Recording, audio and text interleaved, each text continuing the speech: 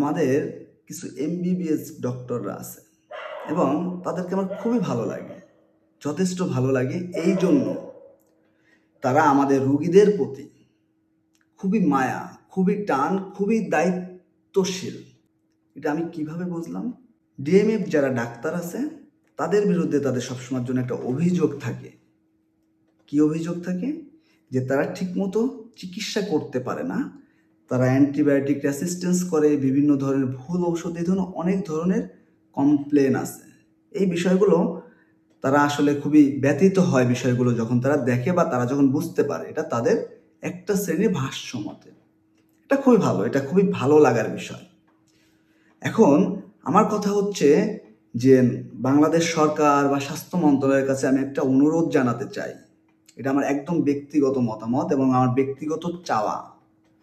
এই মতামতটা জানাতে চাই, সারা বাংলাদেশে একদম ইউনিয়ন থেকে শুরু করে মানে যে কোনো লেভেলের সব জায়গাতে কম বেশি যে সেকমো যাদেরকে বলা হয়, উপসহকারী কমিউনিটি মেডিকেল অফিসার, তাদের অনেক পোস্ট ফাঁকা আছে এবং ওই পোস্টগুলোতে এমবিবিএস যারা ডাক্তার আছে তাদেরকে নিয়োগ দেওয়া হোক।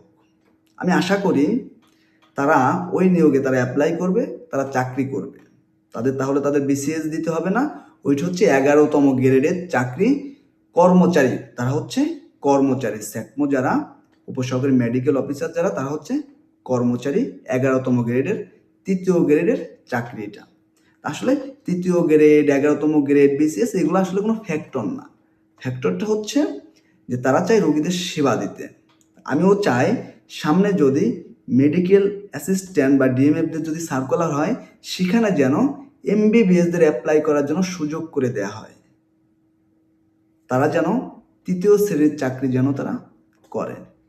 আর এইটা নিয়ে এমবিবিএস আপনারা যারা আছেন, মন খারাপ করার কিছু নাই। দেখেন, আমরা তো গরিব রাষ্ট্র, আমাদের রাষ্ট্র তো অত টাকা নাই যে আপনার মতো মানে এত বড় লেভেলের মানুষকে পালার মতো বা বেতন দিয়ে রাখার মতো তো সরকারের টাকা নেই।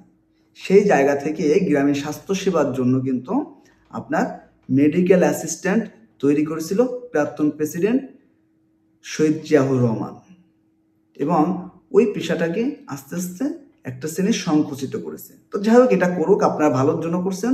আশা করি যে ডাক্তারদের যে শ্রেণী যারা আছেন, আপনারা যারা এমবিবিএস পড়তেছেন বা যারা অলরেডি পাশ করে বের হয়েছেন, আপনারা হয়তো একমত হবেন।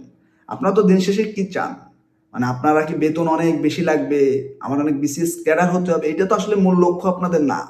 আপনাদের মূল লক্ষ্যটা হচ্ছে জনগণের সেবা দেওয়া, তাই তো? আমি আশা করব আপনাদেরও কথা বলা উচিত এটা নিয়ে, যে ডিএমএফদের যে সার্কুলার, ওই সার্কুলারে আমরাও আবেদন করতে চাই, আমরা রোগীদের সেবা দিতে চাই। আর ডিএমএফদেরও উচিত তাদেরকে সুযোগ দেওয়া, কারণ তারাও পরীক্ষা দিয়ে আপনাদের সাথে কম্পিটিশন করে তারা চাকরিতে আসবে। রাজি হবেন তো এমবিবিএসরা?